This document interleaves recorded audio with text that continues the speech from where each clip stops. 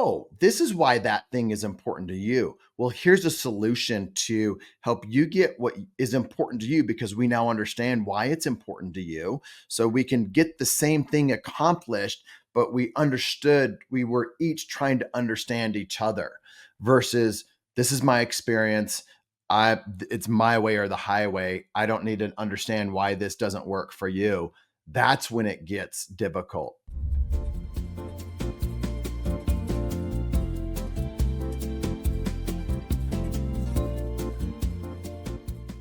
Yeah. How do you tell between someone who's being difficult versus someone who's being savvy? They don't want to see it from your side. Like when we get into these different, let's just call it, 5 deal breakers for us or 5 deal breakers for them in a contract. Whether it's, you think about this on the franchisee side, when you're dealing with real estate, there's always some deal breakers.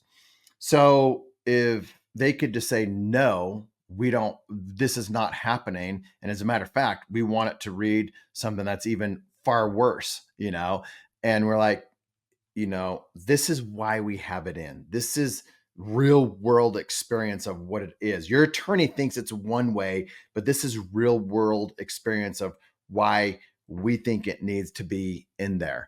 And if they can't see it from our perspective, then it's going to be a tough relationship moving forward. Same with us. If they're like, our attorney doesn't want that in there, and we're like, well, tell us why. Like we need to understand their perspective and why it's important to them. And they're like, oh, this is why that thing is important to you. Well, here's a solution to help you get what is important to you because we now understand why it's important to you. So we can get the same thing accomplished, but we understood we were each trying to understand each other versus this is my experience. It's my way or the highway. I don't need to understand why this doesn't work for you. That's when it gets difficult. So I think if both parties are trying to understand from each other's perspective or experience, that makes that process go a lot better. And also understand that, you might have an attorney that doesn't really understand this type of contract. And you deal with that when you deal with franchisees.